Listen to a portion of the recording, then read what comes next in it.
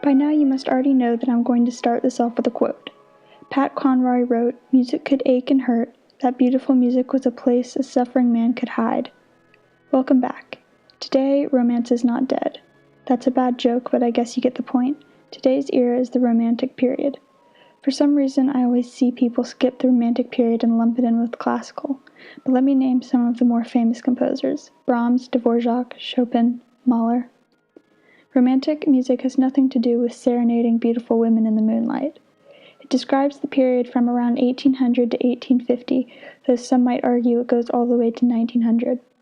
It's defined really by the expressiveness and lyrical elements that started to be added into the compositions. All these musicians can't really make up their mind, can they? Last week we saw how the elaborate Baroque era led into the very clean and simplified classical era. We saw a bit of downsizing. Now prepare for some upgrades. During the Romantic era, the size and amount of instruments increased. The pieces were also noticeably longer than they had been before. Like I say every week, as we move through all of these different periods, you could really see how each one shapes modern orchestral music today. Public concerts were also becoming the only way for a composer or musician to make money.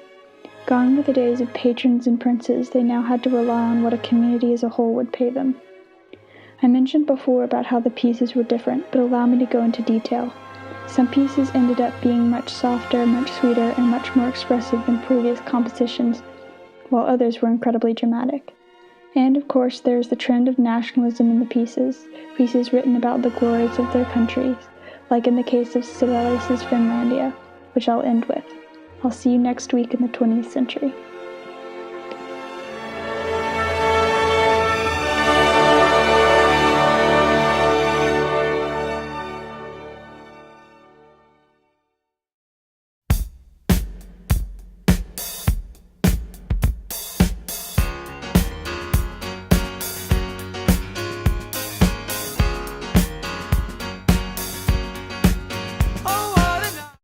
Martin Luther said, "My heart, which is so full to overflowing, has often been solaced and refreshed by music when sick and weary."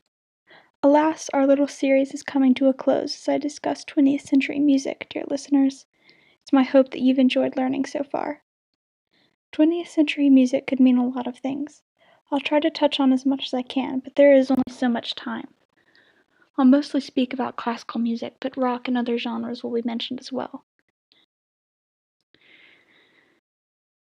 20th century music features an enormous variety, a variety that most people had never had access to before.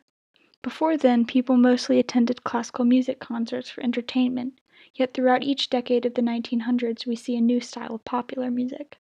And of course, with the developments of technologies like records, cassettes, or CDs, music became accessible to almost anyone at just the press of a button. There are different genres, some even have their own subgenres like rock and roll, alternative rock, punk rock. Other styles were popular at different times, like jazz in the 20s and 30s, pop in the 80s and 90s. Being the huge nerd I am, classical music has always been my thing.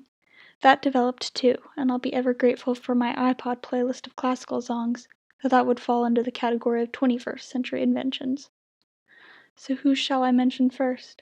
In the classical world, George Gershwin might be one of the most famous classical composers of the 20th century.